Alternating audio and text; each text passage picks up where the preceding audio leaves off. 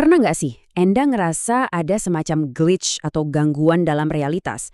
Kayak ada lompatan-lompatan kecil yang nggak bisa dijelasin. Nah, gimana kalau ternyata itu semua bukan kecacatan, tapi justru petunjuk yang mengarah ke fondasi paling dasar dari alam semesta itu sendiri? Yuk, kita telusuri bareng-bareng. Jadi, ini dia pertanyaan besarnya. Apakah hukum alam semesta ini punya cacat? Kedengarannya provokatif ya, saya tahu. Tapi justru dari sinilah penjelajahan kita yang seru ini akan dimulai. Oke, ini dia rute perjalanan kita. Kita akan mulai dengan mendefinisikan apa sih artinya cacat itu. Lalu kita akan bergerak mengupas lapisan-lapisan realitas, mulai dari kekacauan yang kelihatan di permukaan sampai ke akar keberadaan itu sendiri. Dan terakhir kita akan lihat apa kata Al-Quran tentang semua ini. Oke, kita masuk bagian pertama, cacat atau fitur. Sebelum kita bisa seenaknya bilang alam semesta ini cacat, kita perlu sepakat dulu dong, apa sih sebetulnya arti dari kata cacat itu? Jadi gini, cacat itu bukan cuma sekedar ketidaksempurnaan ya. Sebuah cacat itu terjadi ketika potensi sesuatu terhalang untuk jadi kenyataan. Coba bayangin biji yang punya potensi jadi pohon, tapi dia nggak pernah tumbuh karena tanahnya kering kerontang. Nah, potensinya terhalang, fungsinya gagal. Itulah cacat yang kita maksud di sini. Nah, biasanya ada yang langsung menyanggah. Loh, gimana dengan semua kekacauan di alam semesta, badai, gempa bumi? Bukannya itu bukti adanya kekurangan? Pertanyaan bagus. Di bagian ini kita akan tantang gagasan itu. Apakah yang kita sebut kekacauan itu beneran seperti yang terlihat? Disinilah kita nemuin sebuah kontradiksi yang menarik. Kalau kita bisa bilang ada kekacauan yang konsisten, itu artinya kita bisa ngenalin sebuah pola di dalamnya kan? Tapi tunggu dulu, bukankah sebuah pola itu sendiri adalah bentuk dari keteraturan? Itu sama aja kayak bilang ada ketidakteraturan yang teratur. Loh, gimana ceritanya? Aneh kan? Logikanya, keteraturan itu harus ada duluan sebagai dasar, baru kita bisa mengenali sesuatu sebagai kacau. Jadi kesimpulannya sederhana, apa yang kita lihat sebagai kekacauan kemungkinan besar hanyalah sebuah keteraturan yang saking kompleksnya kita belum bisa memahaminya aja. Keteraturan itu pastilah sebabnya, bukan sebaliknya. Alam semesta ini pada dasarnya konsisten. Oke, kalau kita udah setuju bahwa alam semesta ini konsisten, pertanyaan logis berikutnya adalah, konsistensi ini berdiri di atas apa? Apa yang jadi penopangnya? Nah, di sini kita mulai menggali lebih dalam lagi. Coba deh, kita pikirin bareng-bareng. Kalau seluruh alam semesta ini berjalan dengan aturan yang stabil, yang konsisten, pasti ada sesuatu yang jadi fondasi dari semua stabilitas itu kan? Kira-kira apa ya fondasi paling dasarnya? Coba lihat, rantai logika di sini. Konsistensi itu bisa ada karena ada pengulangan.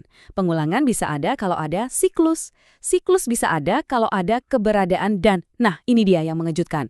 Keberadaan itu sendiri ternyata dibangun di atas sebuah prinsip yang disebut diskontinuitas. Ya, diskontinuitas. Inilah akar dari segala akar. Jadi, kita sampai di jantung pembahasannya, diskontinuitas. Ternyata ini bukan cacat, tapi justru fondasi dari segalanya. Dan yang paling menarik, ide radikal ini justru muncul di dua dunia yang kelihatannya nggak nyambung sama sekali, fisika kuantum dan teologi. Lantas, apa itu diskontinuitas? Analogi paling gampangnya itu kayak film. Waktu kita nonton, gambarnya bergerak mulus kan? Padahal, aslinya itu adalah ribuan gambar diam, frame yang diputar berurutan dengan super cepat. Nah, realitas kita menurut prinsip ini lebih mirip seperti itu.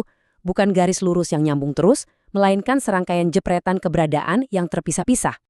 Tabel ini ngejelasin perbedaannya dengan gamblang. Kalau fisika kuantum, itu bicarain diskontinuitas fungsional, ini soal lompatan di dalam keberadaan.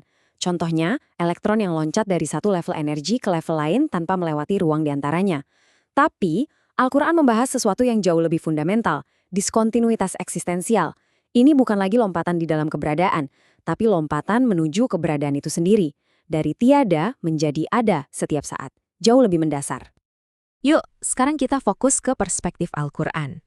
Kalau realitas kita ini beneran sebuah siklus tiada ke ada yang terjadi terus-menerus, apa dong artinya ini bagi cara kita memandang alam semesta dan diri kita sendiri? Nah, argumen teologisnya dimulai dari sini, dari ayat kunci ini. Ayat ini menegaskan sebuah prinsip universal. Tidak ada satupun ciptaan yang abadi. Semuanya pasti akan binasa, kecuali Sang Pencipta. Dari sini logikanya mulai berjalan. Dan ini dia implikasinya. Kalau sesuatu itu tidak abadi, Artinya, dia tidak ada dengan sendirinya. Keberadaannya itu bukan hak miliknya. Itu artinya, pada dasarnya, dia berasal dari ketiadaan dan harus ada sesuatu yang memberinya keberadaan. Ayat ini membawa kita ke langkah berikutnya, ketergantungan. Kalau ciptaan tidak punya keberadaan yang melekat pada dirinya, maka sudah pasti ia harus bergantung pada sesuatu yang memilikinya. Logis kan? Dan ini dia poin krusialnya. Ketergantungan ini bukan kayak mobil butuh bensin buat jalan. Bukan, ini jauh lebih dalam. Ini adalah ketergantungan untuk bisa ada dari satu momen ke momen berikutnya. Ini ketergantungan eksistensial. Tanpa ditopang, ia akan kembali menjadi tiada. Dan ayat ini ngasih gambaran kalau prosesnya itu aktif dan konstan. Frasa setiap waktu dia dalam kesibukan ini menyiratkan sebuah tindakan penciptaan yang tidak pernah berhenti, sebuah pengulangan yang terjadi terus-menerus tanpa henti. Oke, jadi mari kita rangkai semua logikanya. Ciptaan itu nggak abadi, jadi dia bergantung total. Ketergantungan ini adalah untuk eksistensinya, yang diberikan secara terus-menerus lewat perintahnya. Dan proses ini konstan dan berulang. Kesimpulannya apa? Realitas kita ini sebetulnya seperti berkedip. Sebuah siklus tiada menjadi ada yang terjadi setiap saat tanpa henti. Akhirnya, kita sampai di puncak dari argumen ini. Jadi, apa makna yang lebih dalam dari pola diskontinuitas yang berulang-ulang ini? Inilah kesimpulan utamanya. Pola pengulangan yang sama dalam diskontinuitas, siklus tiada ada ini, bukanlah sebuah kebetulan. Ini adalah pesan yang terukir dalam struktur paling dasar dari realitas itu sendiri. Pesan bahwa ciptaan pada hakikatnya lemah, bahkan bagaikan tiada. Kenapa? Karena eksistensinya harus bergantung terus-menerus pada Sang Pencipta. Satu-satunya yang keberadaannya mutlak, kontinu, dan melampaui diskontinuitas. Jadi, kita kembali ke pertanyaan awal kita.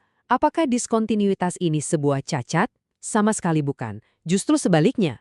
Baik kita lihat dari kacamata fisika sebagai lompatan antar keadaan, maupun dari perspektif Al-Quran sebagai lompatan menuju keberadaan, gangguan ini justru menjadi bukti adanya sebuah keteraturan yang sangat mendalam, sebuah pola konsisten yang menjadi fondasi dari segalanya. Dan ini meninggalkan kita dengan sebuah pertanyaan untuk direnungkan.